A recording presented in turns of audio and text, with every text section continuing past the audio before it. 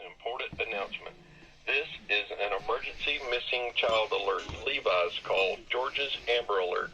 The Tennessee Bureau of Investigation and the Georgia Bureau of Investigation are looking for an orange 1971 Volkswagen Beetle with no tag or windshield. On October the 7th, 2019, Daphne Lynn Westbrook, a 17-year-old white female, was abducted by John Oliver Westbrook, a 42-year-old white male, 6 feet 4 inches, 220 pounds, and was last seen in the metro Atlanta area and is believed to be in extreme danger. If you have any information on the whereabouts of Daphne Lynn Westbrook or the orange 1971 Volkswagen Beetle with no tag or windshield, please dial 911.